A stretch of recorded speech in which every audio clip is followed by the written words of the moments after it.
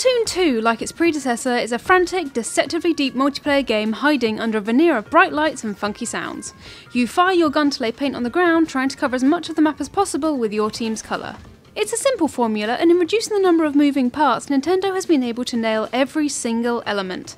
The balance between spraying like a madman and conserving paint is ever present and never lets you get comfortable. Flipping between squid form, which allows you to slide quickly around in your own paint, and human form, which allows you to fire, is slick and precise. On top of this, the presentation is sublime, all bright colours, crisp lines, and shiny special effects. There's a massive amount of variety within its main game mode, and you unlock more later on. We'll come back to that later on though. Each gun is distinct. If you want to lay down loads of paint, pick the carbon roller, which increases your speed the more time you have it deployed. If you want to focus on frags, pick the splat charger, a colourful sniper rifle. And the ever-rotating map pool also adds variety. When you play Port Mackerel, a flat, narrow arena, there's a defined front line, and you cautiously try to push the enemy back.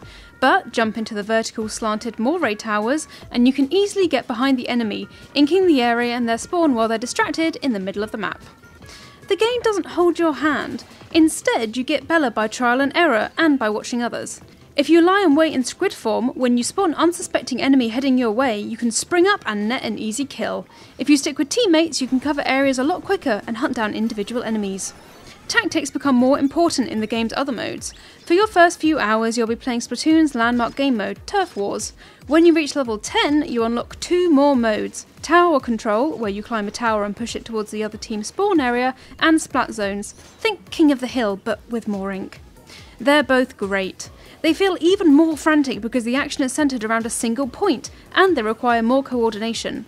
There are also league battles for when you reach a certain rank, which should be the ultimate test of your skills. And that's not even mentioning the single player mode. We didn't care for the plot, and the enemies could use more variety, but it's an ideal showcase of game mechanics. And it's more than just a tutorial for multiplayer. We're about 5 hours into the platforming and we still haven't finished it. Splatoon 2 is very, very good then, but it's not perfect. Our main complaint is just how similar it is to the original.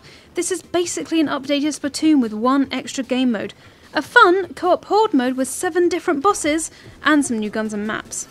There are also missteps outside of the game modes themselves, in the menus and matchmaking system. Once you've started searching for a game, for example, there's no way to stop. You have to see out the full 2.5 minute timer whether you get enough players or not. You also can't change your loadout while waiting for a game, which is a bizarre choice. If these gripes appear minor, that's because they are. The bright colours and squelchy sounds draw you into a mechanically complex shooter that you can spend weeks trying to master, and still learn new tricks. Splatoon 2 doesn't improve much on the original, but it's still brilliant multiplayer fun. Score: 4 out of 5.